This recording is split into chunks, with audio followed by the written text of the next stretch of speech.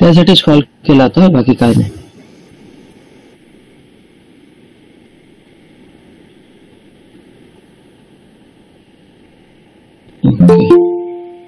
बाकीचे लॉगिन नाही झाले आज. वैभव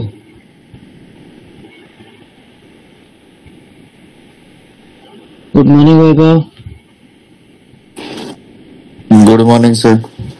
okay, so Kartik, Jitendra sir, Vaibhav, any doubt? Any doubt with respect to testing activities? No sir. पक्का? Yes sir. Yes.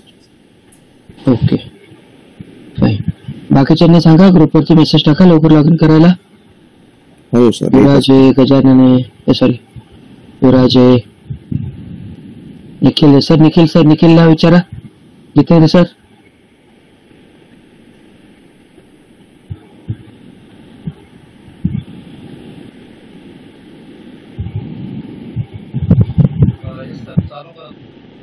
Okay fine. बाकीच्यांना पण सांगा, युवराजला वगैरे. Okay fine. सो आपण we were looking after the test activities and tasks done by a tester or the testing department. Okay, so it's one of the important things. So in this, the next is the test implementation. We just had a brief introduction with the test implementation. So what is test implementation? It is the preparation. It is the environmental setup, test bed setup of the activities which are to be done by the tester. It may be through the automation, it may be through the manual testing. Okay, it is very simple. So what could be the test cases? Now suppose I give you 100 test cases and I tell you to execute only test cases. I am not telling 100 test cases. So in that, what you will be doing? मी काय करणार आहे? तुम्ही त्याच्यामध्ये सगळ्यात important काय करणार आहे, तर कुठले टेस्ट केसेस करायचे आहेत आणि कुठले टेस्ट केसेस आपण पेंडिंगला ठेवू शकतो. नाही करणारे असा प्रकारच नाहीये. टेस्ट केसेस कुठले एक्झिक्यूट करणार आहे. So will be deciding the priority of the test cases, right? TCs. So that is important, and it's not only the deciding but finalizing. Get it approved that these are the related test cases which are to be done, right?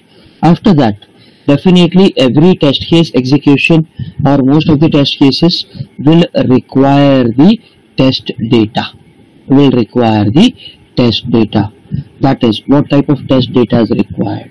So like in maths, what is the test data? Suppose it is a calculation application, it would be numbers. If it is matrimonial test data, then it would be the age, it would be the gender, it would be the name, it would be the state. These would be the test data. Then test environment, on what profile, on what hardware, software it is working, right? We need to understand what hardware, software. Like take an example, if it is an सगळ्यांनी cameras on का? So if it is an environmental situation, like suppose it is hosted on server, we need to understand environment is server data, right? Environment would be running on the server. So we need to check that thing. Certain time what may happen, you may have to do the performance testing. So in performance testing, you will have to execute the activities using the performance testing tools like JMeter and those things. So have those tools ready. The tools ready करा आणि मग testing करा, right? Suppose उद्या वरुणला मी फक्त आणि फक्त performance testing सांगू शकतो. JMeter असेल, विंडोज असेल, okay. So in that particular case आपण ते एन्व्हायरमेंट सेटअप करायचं आहे. ठीक आहे, एक एक्झाम्पल दाखवतो तुम्हाला, जस्ट आपल्याला दिसतं का नाही ते बघू.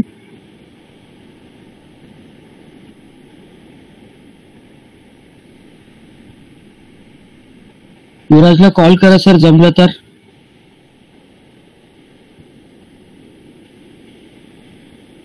Just a minute, give me a moment.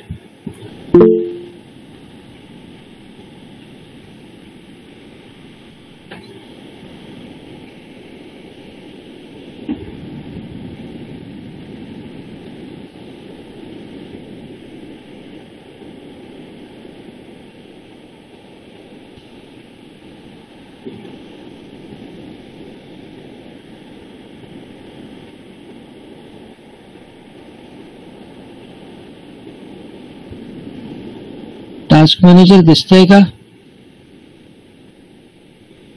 Yes? Yes, sir. Yes or no? So now it's just a glimpse of performance monitoring. Tools मध्ये तर खूप सारे येतात, पण एक example देतो तुम्हाला. What we would be testing? CPU, Central Processing Unit. Now, my systems or my laptop Central Processing Unit is i3 first generation, right? So it's a pretty much slow kind of thing. Slow in the sense, i3 processor, but at low level. Second is memory. What is the memory? 8 GB, right? 8 GB, out of which, as I'm running task manager, video, GUI and other thing, almost all of the memory is consumed. All of the memory is consumed. From where this memory is being utilized? It is utilized from SSD, that is the C colon, disk 1. Disk 0, D colon, it is not used. It is not using. Suppose if I use any application which is stored on D colon, definitely there would be also spikes. Wi-Fi, yes. What is the Wi-Fi speed? Approximately 350 and above kbps, approximately. Okay, and GPU, yes, ultra high HD, which is inbuilt. Now if you see here, if I click on memory, just a minute, give me a moment. Memory, what it is showing, I have selected the memory. It is giving me the reading regarding the memory, right? Giving me the reading regarding the memory. Able to connect? So this kind of tools you will have to monitor. This kind of thing you will have to monitor. Okay? On the regular basis you will have to do this. There are certain tools like JMeter. Which is specifically used for performance monitoring. Okay, speed monitoring, performance. So you will have to use that thing. Next is developing and prioritizing test procedures. Now I told you test procedure would be the detailed description of how it is to be done. Consider test procedure as an SOP. What is SOP? Standard operating procedure, right? Standard operating procedure. सगळ्या गोष्टी detail मध्ये लिहिल्या असतील, चुकण्याची शक्यता नाही, right? After that, developing test suites, group of test cases together. Test cases would be written in like browser related test cases, CPU related test cases, hardware related test cases. All of the things would be there. So because it would be much easier for us to resolve it, okay, to execute it. कळतंय का? वरुण कळतंय? Yes, Karthik, Vaibhav, Yuraj, okay. Then the test execution schedule. Now the test execution schedule would be purely based on the requirement of the customer. If the customer says the 5th feature should be executed today morning, we will have to execute it.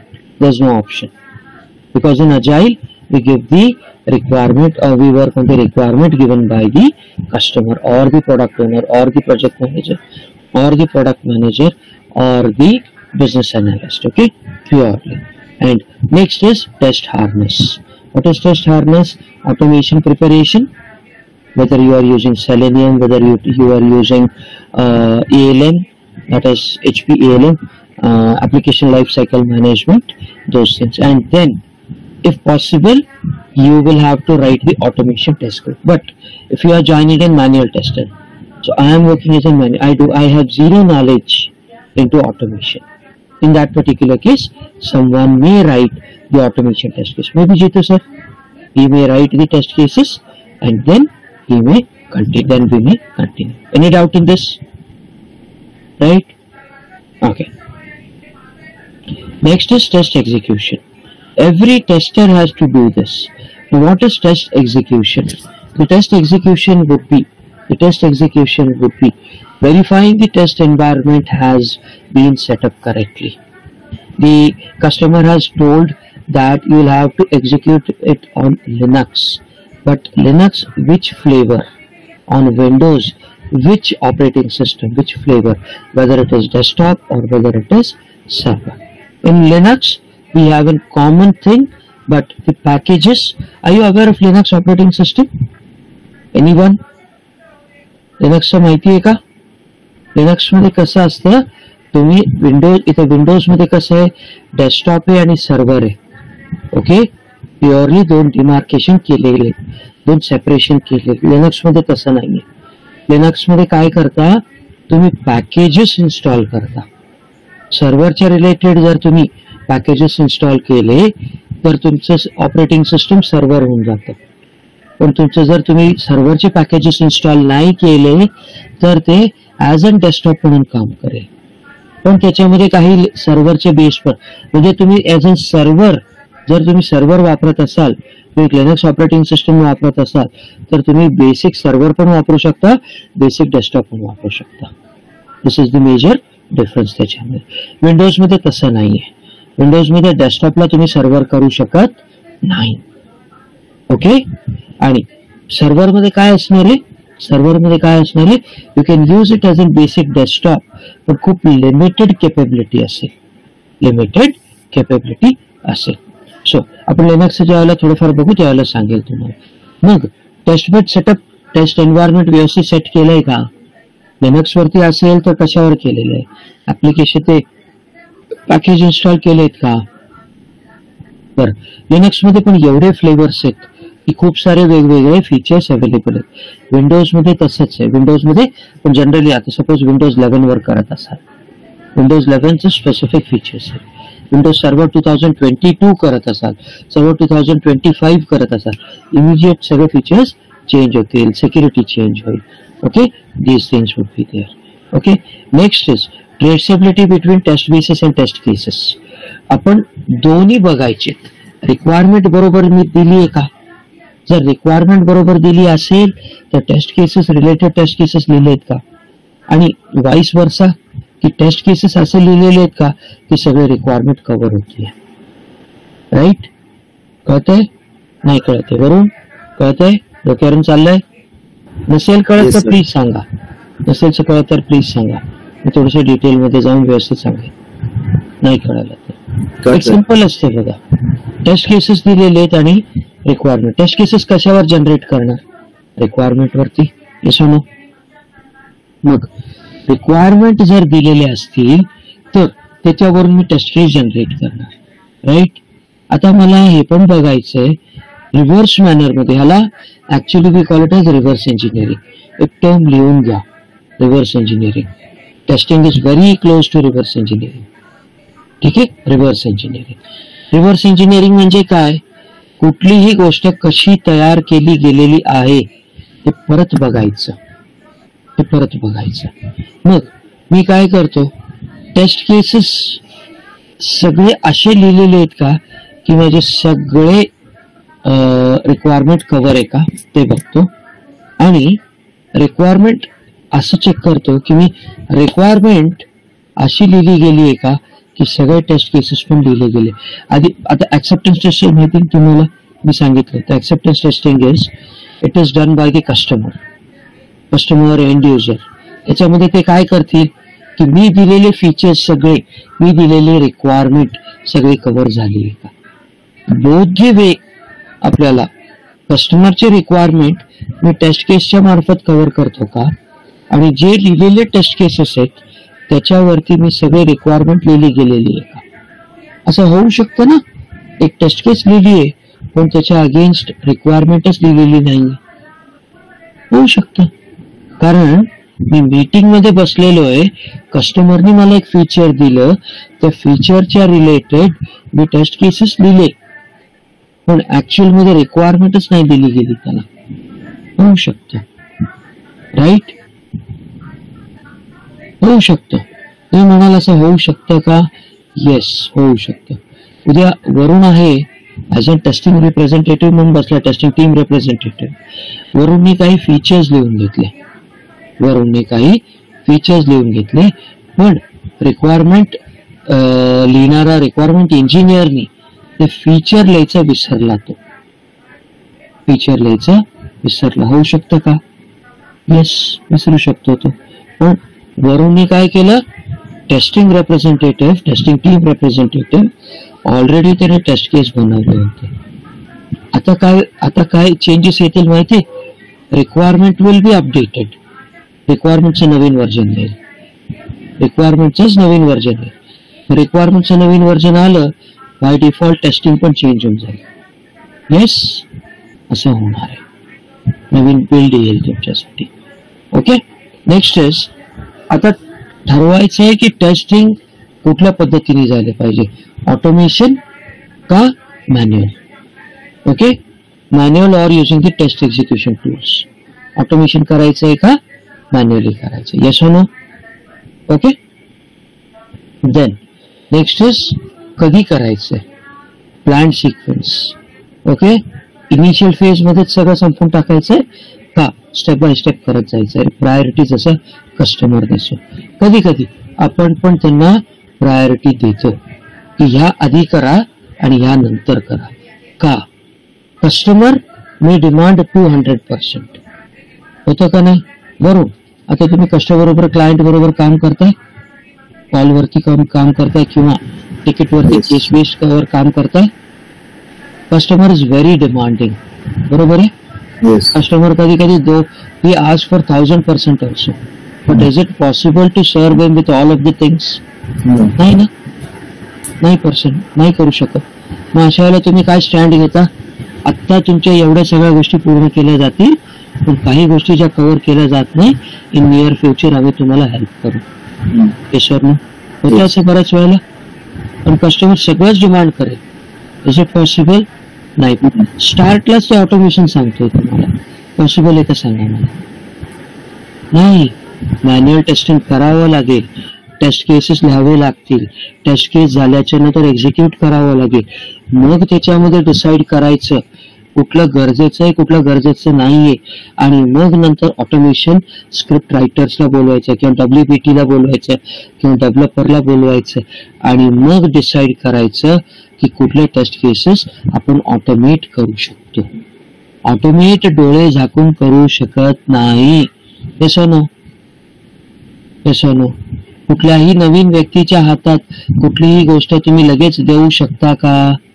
Manufacturing असो किंवा काही असो करू शकता का? नाही.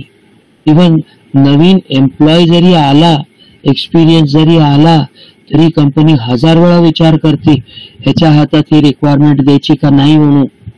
Execution बरोबर आहे ना?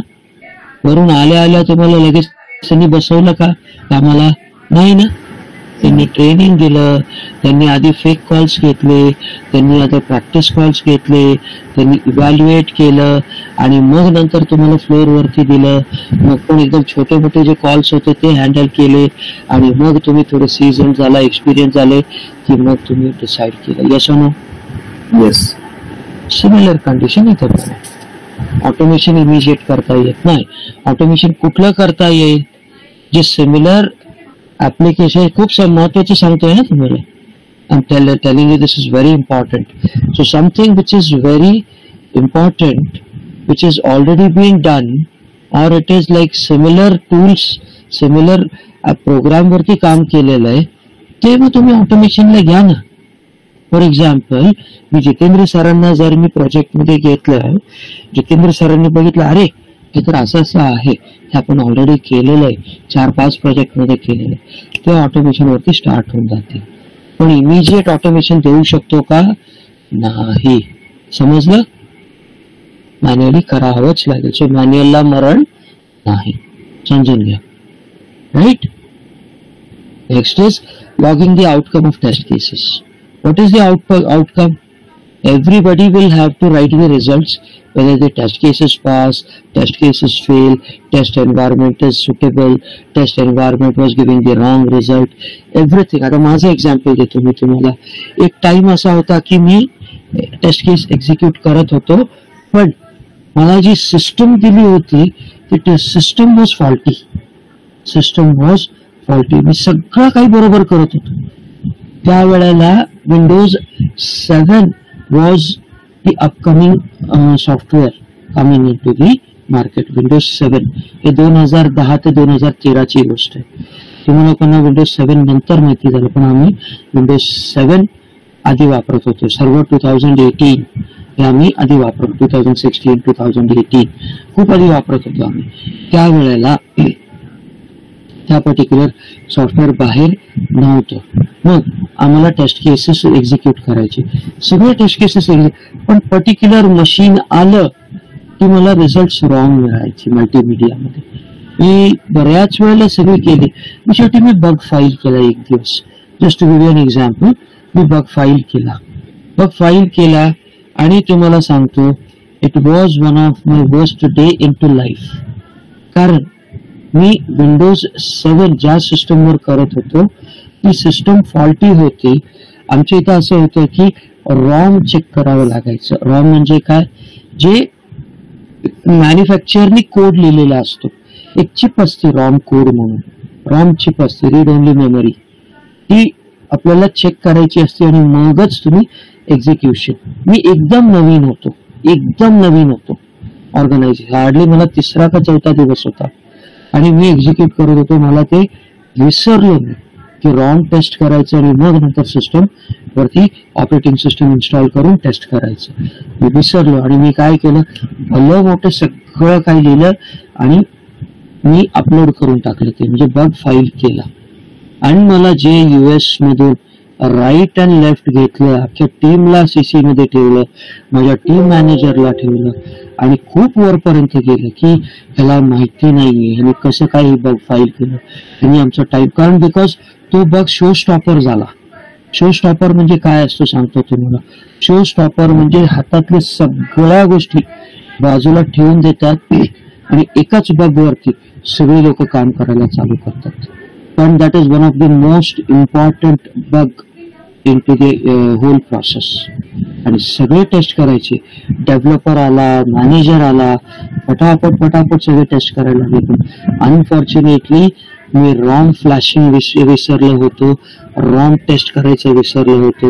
नंतर कोणाला तरी ते डोक्यात आलं, अरे ह्याने रॉम अपग्रेडच नाही केलं किंवा रॉम टेस्ट नाही केलं. त्या दिवशी म्हणजे माझा 3रा का 4था दिवस होतो. मला 3ऱ्या का 4थ्या दिवशीच ऑर्गनायझेशन स्ट्रिक्ट वॉर्निंग मिळाली की जर असं घडलं तर तुम्हाला टर्मिनेट केलं जाईल. मी पण घाबरलो.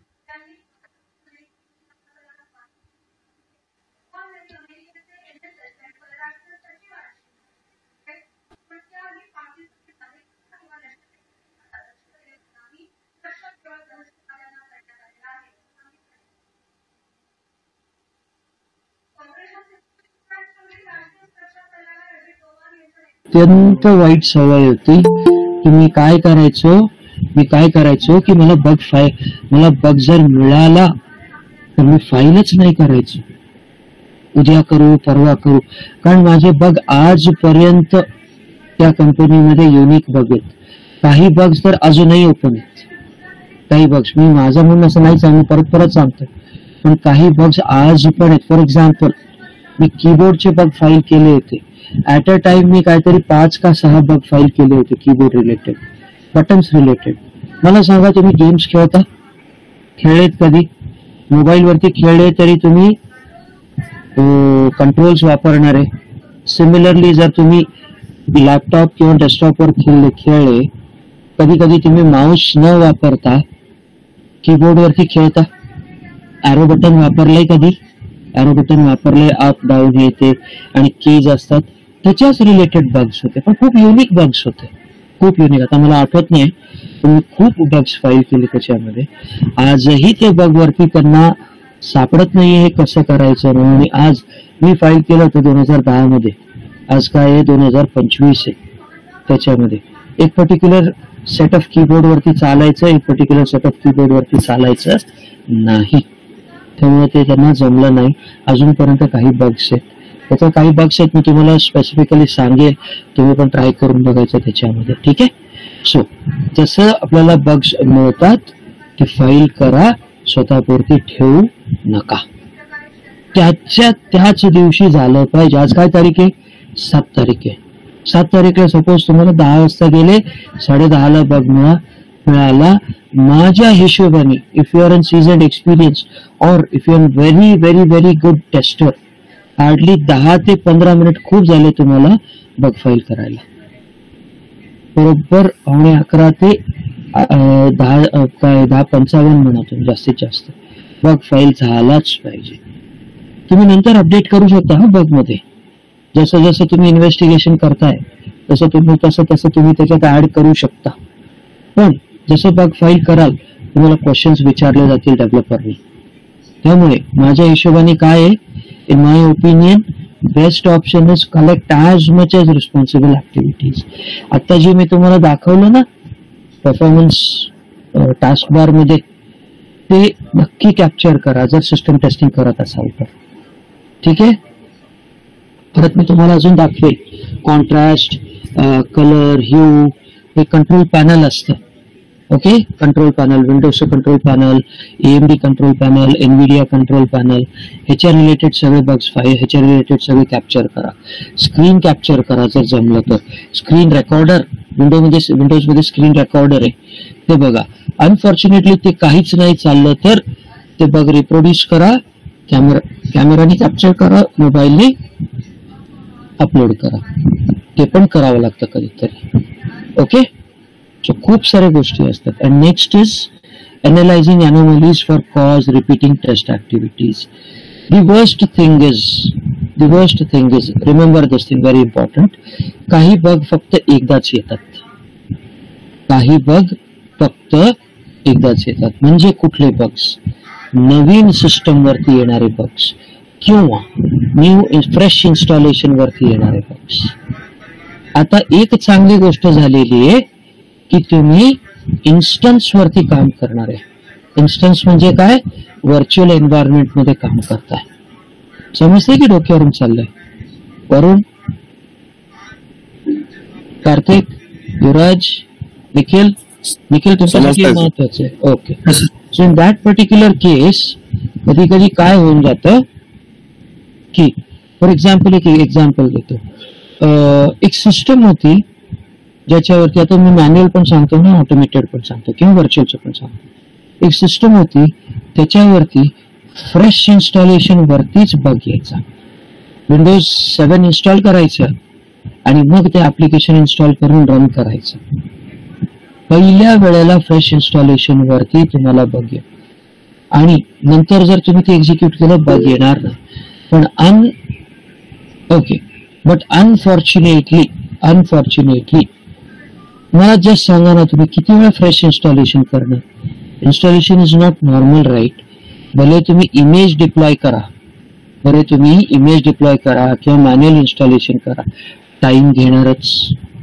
कधी कधी आम्हाला एक एक टेस्ट केस एक्झिक्यूट करायला 1-1 तास ते 3.25 तास पण लागलेले एकाच टेस्ट केससाठी त्यावेळेला. पण आता तसं नाही. आता काय झालेलं आहे, AWS झालं, Azure झालं किंवा इतर क्लाउड सर्व्हिसेस झाले, just mention them but I need to have an image on this and reinstall the image. 2 seconds मध्ये इन्स्टन्स परत तयार होऊन जातो. Hardly 5 minutes or 7 minutes max to max. तिथं 3.25 तास लागत होता, आज 5 मिनिट लागतात. चांगलं आहे ना ऑटोमेशन म्हणून ऑलवेज प्रेफर दॅट. ओके, मग त्याच्यानंतर मग रिपीट करायचं. बरं, रिपीट करताना स्टेप बाय स्टेप सगळ्या गोष्टी लिहायच्या, each and everything. wherever required provide the screenshot, logs. बरं, अजून एक दाखवतो तुम्हाला. Before I forget, just a minute दाखवतो तुम्हाला. तुम्ही विंडोजला जायचं, स्टार्ट बटनला जायचं, इव्हेंट व्ह्यूवर, EVENTVWR.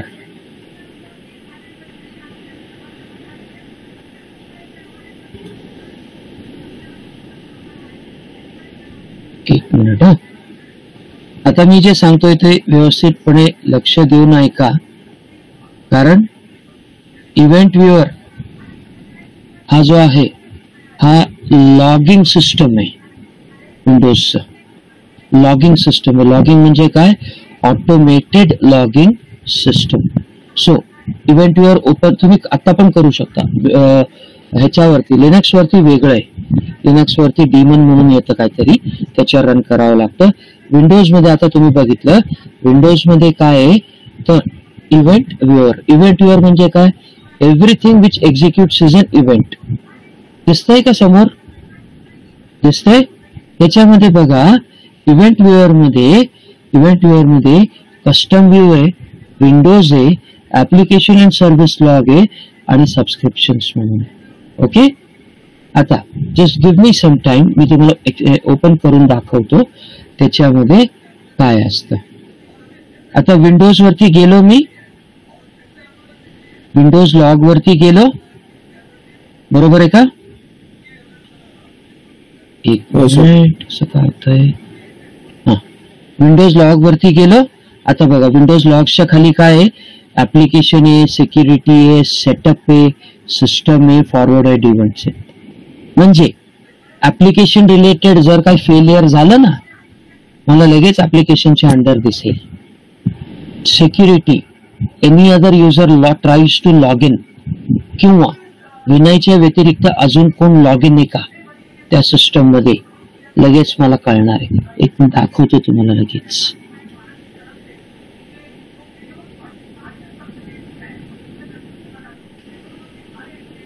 आता बघा सिक्युरिटीच्या अंदर काय आहे, ऑडिट सक्सेस.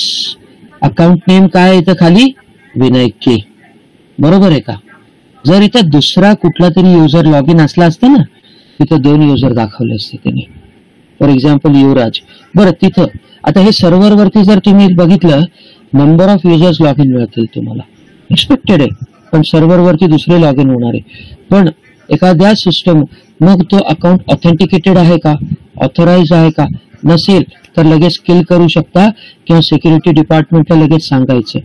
सिक्युरिटी डिपार्टमेंटला काय सांगायचं, ISMS ला, की someone unauthorised has logged in, लगेच ते ब्लॉक करून टाकतील तिकडे. ही झाली तुमची सिक्युरिटी टेस्टिंग. कळतंय का, कळतंय? ठीक आहे, बघा इथे सगळं दिलेले. रीड ऑपरेशन्स, इथं बघा आता कुठलं सिस्टमचं नाव वगैरे सगळं दिलेलं असतं. सिस्टमचं काय आहे, सिक्युरिटी ID हे, युजर नेम आहे, अकाउंट डोमेन, हे माझं सिस्टमचं नाव मी चेंज नाही केलं, लॉग इन ID, बरोबर ना, आणि एन्युमरेट, अशा गोष्टी असतात. So you will have to do this. दुसरं काहीतरी बघू आपण, फॉर एक्झाम्पल ऍप्लिकेशन रिलेटेड. बरं, ऍप्लिकेशन रिलेटेड बघा. आता सपोज मी याच्यावर क्लिक केलं, सगळं काही मला इथं हेक्साडेसिमल मध्ये देईल. आता जो सॉफ्टवेअर टेस्टर असतो, ऍप्लिकेशन टेस्टर, किंवा जो ऑटोमेशन वाला असतो, तो काय करतो, हे उचलतो आणि त्याच्या टूल मध्ये टाकून देतो.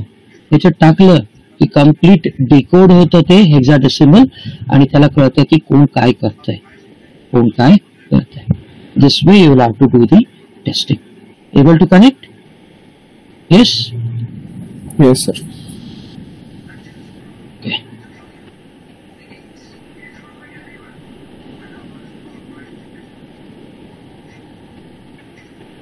So, any doubt in this? Any doubt? Can I proceed? Okay. Next is test completion. Very important. Test execution मध्ये काय करताय तुम्ही? एक्झिक्यूट करताय. Nothing else. आम्हाला काम जे काय दिलं गेलेलं ते एक्झिक्यूट करायचं. पण एवढंच आहे की सगळं जसं सांगितलंय तसं करायचं किंवा जसं दिलं गेलेलं. काही वेळेला काही प्रॉब्लेम्स येतील, एस्केलेशन करा. काही वेळेला सगळं स्मूथली चालेल. Just go ahead with the tasks. Okay, it's important. बरं, next is test completion. Major task काय करायचे तर काय लिहिलेलं? The activity that collects data from the completed test activities to consolidate experience, testware, facts and numbers. आता for एक example देतोय. तुम्ही एखादं विंडोज ऍप्लिकेशन, बरं व्हॉट्सअप घेऊ आपण, खूप कॉमन ऍप्लिकेशन आहे. तुम्ही व्हॉट्सअपला एक्झिक्यूट केलं. How was the experience of WhatsApp execution? व्हॉट्सअपचा बिल्ड कुठला होता? व्हॉट्सअपच्या बिल्ड वरती काय टेस्ट केलं? व्हॉट्सअपच्या बिल्ड वरती तुम्ही लार्ज फाईल अटॅच केली का? कॉन्टॅक्ट सर्च केलं का? गॅलरी मध्ये गेले का? त्याच्या थ्रू दुसऱ्या ऍप्लिकेशन मध्ये गेले का? करू शकतो. येस, व्हॉट्सअप थ्रू करू शकतो. ते सगळं केलं. चॅट डिलीट केले. Delete for me, delete for everyone केलं. येस, ऑप्शन आहे. बॅकग्राऊंड चेंज केलं. Everything. That is an experience. That is an experience. iOS साठी वेगळं, Windows साठी वेगळं आणि Android साठी वेगळं. You can download WhatsApp for Windows also. You can download WhatsApp for iOS, Apple. You can download the WhatsApp for Android also. तिन्हीमध्ये experience कसा होता? बरं, टेस्टवेअर ऍप्लिकेशन टेस्ट झालं. आता टेस्ट, एक मिनिट हा. बरं, आता ऍप्लिकेशन काय केलं तुम्ही? टेस्ट केलं. आता ऍप्लिकेशन काय केलं तुम्ही? टेस्ट केलं. राईट, ऍप्लिकेशन काय केलं? टेस्ट केलं. टेस्टवेअर देऊन टाकायचं. कोणाला आर्काइव्ह करायचं किंवा मग कोड रिपॉझिटरी मध्ये ठेवायचं. ते ऍप्लिकेशन पुढे वापरलं जाईल. For example 1.1 is tested. 1.1 is tested. तुम्ही टेस्ट केलं आणि त्याच्यामध्ये बघितलं. काय बघितलं टेस्टवेअर मध्ये? अरे हे तर बिल्ड पास झालं. मग तुम्ही ते बिल्ड काय करणार? एका जागेत सेव्ह करून ठेवणार.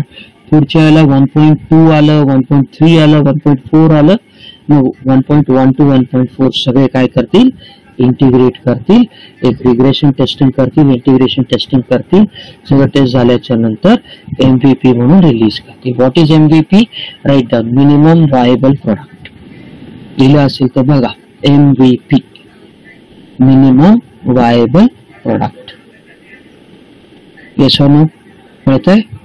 Minimum viable product. Now what is minimum viable product? Viable म्हणजे legal.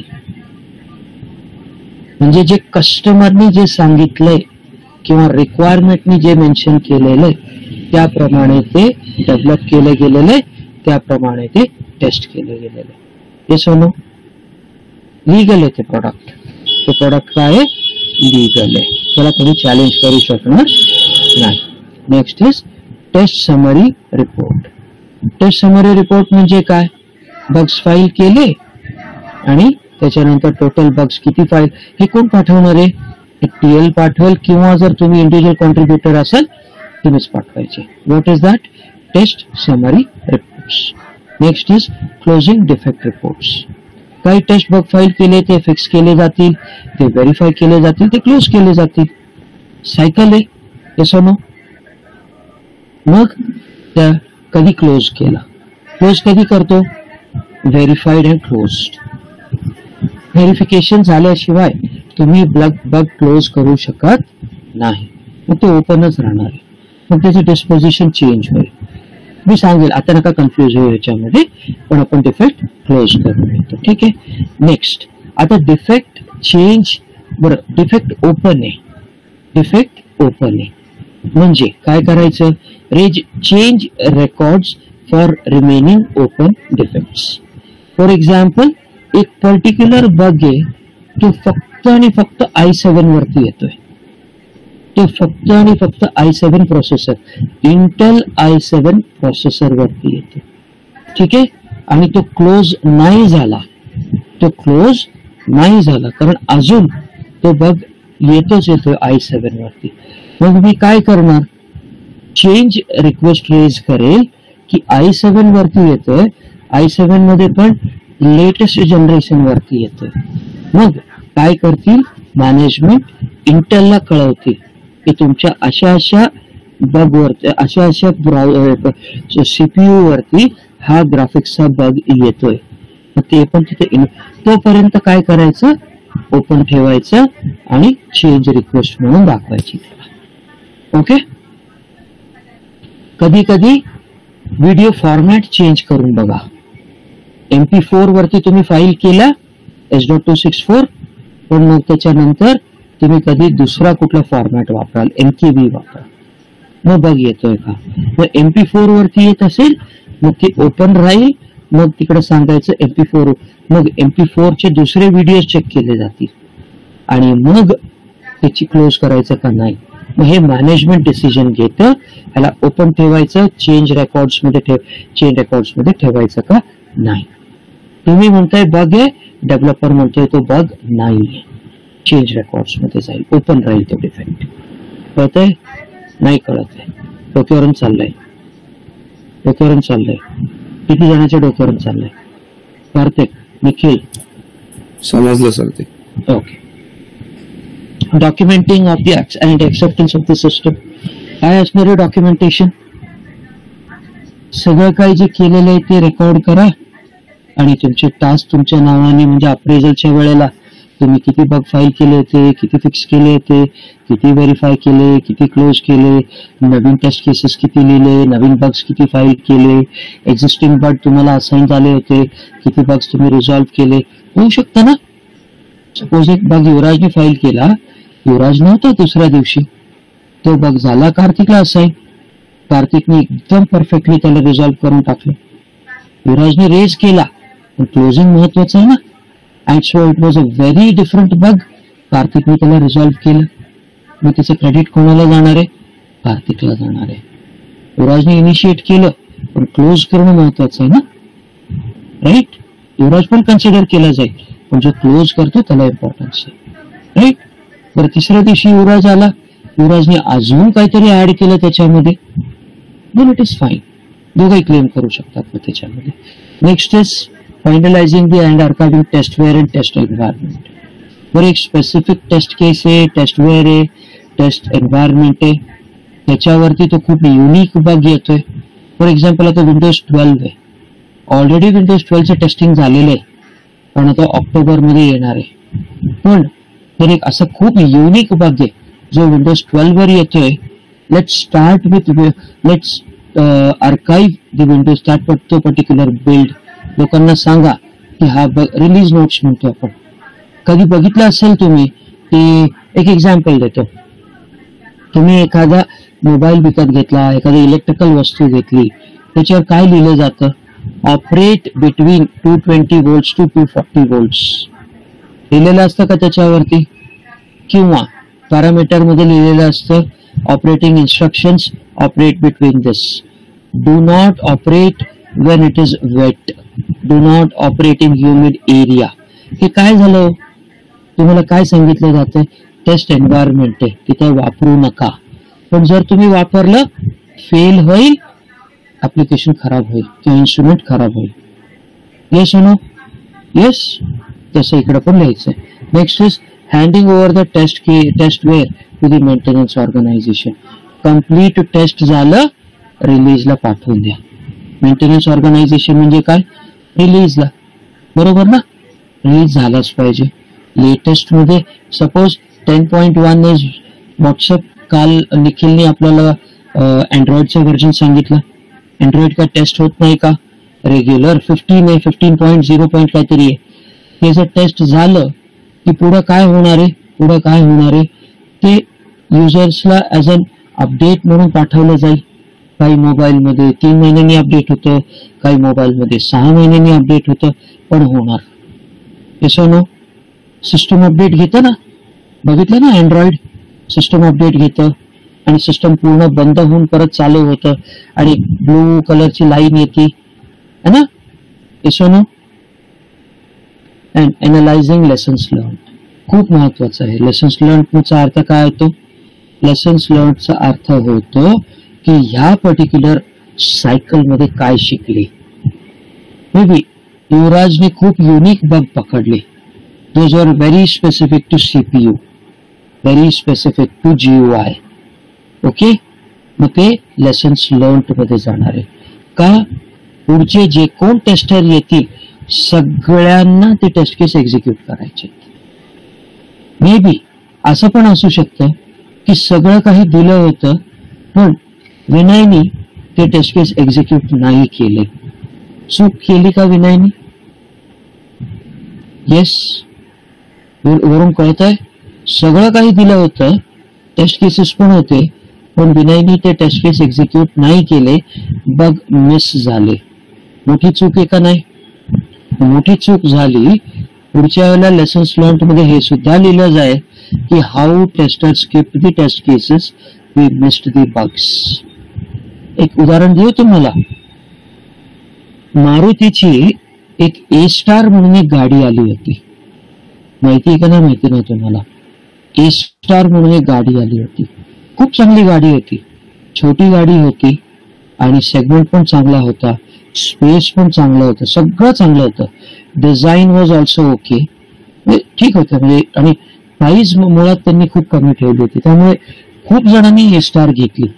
मारुती 800च्या नंतर it was one of the majorly sold car.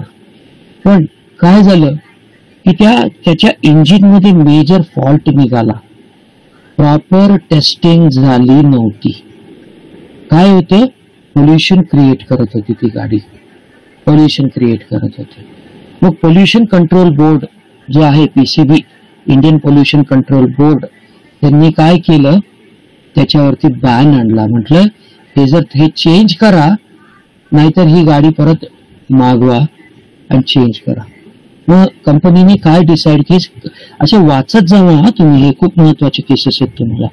मग त्यांनी काय केलं मारुतीने की A-स्टारची खप किती झाली ऑल ओव्हर इंडियामध्ये झालं. जस्ट इमॅजिन, ऑल ओव्हर इंडियामध्ये जेवढे A-स्टारचे कार विकले होते, प्रत्येक रिटेलर, प्रत्येक डीलरला त्याच्या मालकाला सांगून कार परत मागून घेतली. त्याच्या अगेन्स्ट त्यांनी थोडे पैसे लावून परत एक नवीन कार दिली, आल्टो K10, माहिती ना आल्टो K10, ऐकलं असेल, ती गाडी दिली. A-स्टार परत मागवले कारण त्याच्या फ्युएल इंजेक्शन सिस्टम मध्ये मेजर प्रॉब्लेम होता आणि सगळे कार त्यांनी डिस्ट्रॉय केले. डिस्ट्रॉय म्हणजे वेगळ्या पद्धतीने करतात ते, पण त्यांनी ते केलं. So in that particular case that was a lesson learned. आज तुम्हाला म्हणजे भारतामध्ये बोटावर मोजण्यासारखे A-स्टार कार दिसतील, ज्या वेळेला ज्यांनी परत केले नाही तेवढे. इव्हन हीच कंडिशन फोक्सवॅगनला होती. VW माहिती ना, फोक्सवॅगन, त्यांची एक कार होती, मला माहिती नाही, it was also sold very very very very heavily. एकदम खूप चांगलं विकलं गेलं होतं, पण पोल्युशन क्रिएट करत होती. त्यांनी ती कार तशीच विकली. पोल्युशन कंट्रोल बोर्डने त्यांना सांगितलं की असं विकू नका. त्यांनी हलगर्जीपणा केला आणि डायरेक्टली इंडियन पोल्युशन कंट्रोल बोर्डने त्यांना कोर्टमध्ये खेचलं आणि त्यांना सांगितलं आम्ही तुमची कंपनीज बंद करणार आहे. गव्हर्नमेंट ऑफ इंडियाने पण सांगितलं.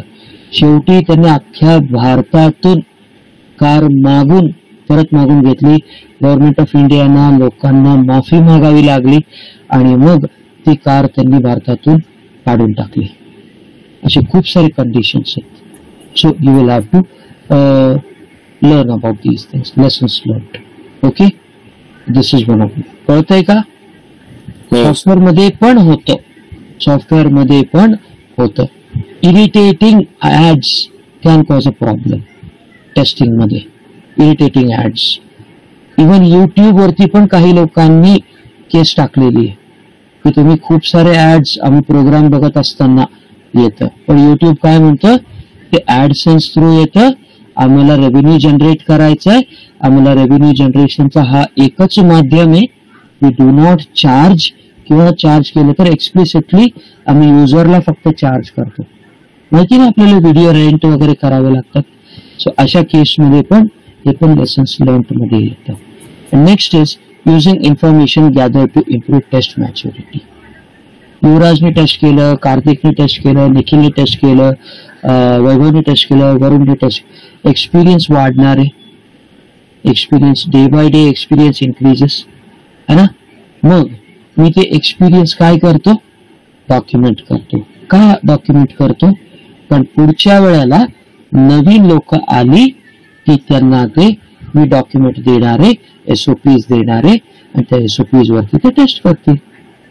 फॉर एक्झाम्पल आज माझा मल्टीमीडियाचा एक्सपिरियन्स, BFSIचा एक्सपिरियन्स, अजून काही डोमेनचा, हेल्थकेअरचा एक्सपिरियन्स चांगला आहे. ठीक आहे, आज बोलवलं जातं, विंडोज मला बिल्ड्स पाठवतं, तुम्ही हे बिल्ड टेस्ट करून द्या, ते बिल्ड टेस्ट करून द्या, मी त्यांना टेस्ट केस बग्स फाईल करतो. हे सगळं झालं. हे काय होतंय, कुठेतरी माझा रेकॉर्ड आहे त्यांच्याकडे की हा टेस्ट मॅच्युरिटी झालेली याची हा टेस्ट करतो म्हणून तुम्ही. इनफॅक्ट विंडोज 11 कोणाकडे, विंडोज 11 कोणाकडे आता कोणी इन्स्टॉल केलंय? बाकीचे विंडोज 10 वरती काम करतायत का? विंडोज 11 वर जर काम करत असाल तर ओके, कारण विंडोज 10चं आय गेस ऑक्टोबर किंवा जास्तीत जास्त जानेवारी 2026 Microsoft will withdraw the support, will withdraw the paid support पण विड्रॉ करणार आहे. फ्री सपोर्ट तर ऑलरेडी करतील ते, पण पेड सपोर्ट पण विंडोज 11 अजूनही आहे. तुम्ही कंट्रोल पॅनलला गेले, तुम्ही विंडोज अपडेटला गेले, तुम्ही विंडोजचे अपडेटला गेले, विंडोज अपडेटला गेले, तिथे तुम्हाला बिल्ड्स येतात. ते बिल्ड्स तुम्ही टेस्ट करू शकता. आणि जर तुम्ही बग्स फाईल केले, जर तुम्ही बग्स फाईल केले तर काही स्पेसिफिक अमाऊंट ऑफ बग्सच्या नंतर विंडोज तुम्हाला फ्री बिल्ड्स द्यायला चालू करतं नेक्स्ट अपकमिंग ऑपरेटिंग सिस्टमचं. आणि मग तुम्हाला मग जे काय असेल पुढच्या सगळ्या गोष्टी येत चालू होतात. ठीक आहे. सो पण प्रॉब्लेम हा आहे, तिथे अनसर्टन बिल्ड्स असतात, त्यामुळे काय होतं तुमची सिस्टम क्रॅश पण होऊ शकते. पण जर तुम्ही ॲज अ टेस्टिंग म्हणून जर तुम्ही तुमच्या एका एक्स्ट्रा लॅपटॉप वरती करत असाल, nothing like that, right, nothing like that. So it's important. कळतंय? Any doubt in this? Yes.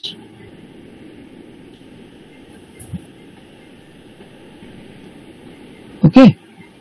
आता आपण एक काम करू, आज आपण इथं थांबू थोडंसं. आज मला थोडंसं काम आहे, त्यामुळे एक 10 मिनिट 8 मिनिट लवकर सोडतोय तुम्हाला, जास्त वेळ नाहीये.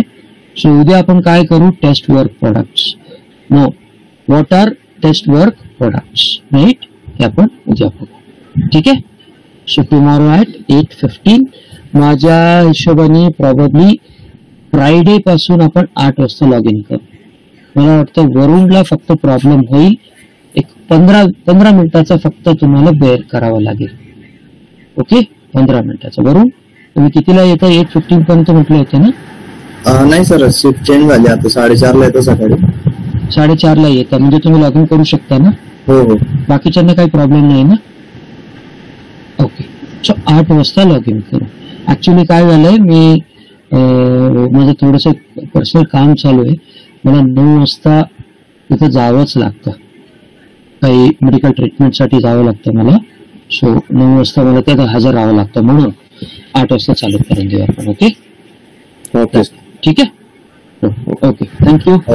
थँक्यू. See you tomorrow. आणि ऐका बरं, ठीक आहे, नो प्रॉब्लेम. असाइनमेंट्स चालू करायचे आहेत आपल्याला, मी उद्या डिस्कस करेल त्याच्या संदर्भात. Okay. Okay sir. Thank you. Thank you. Okay.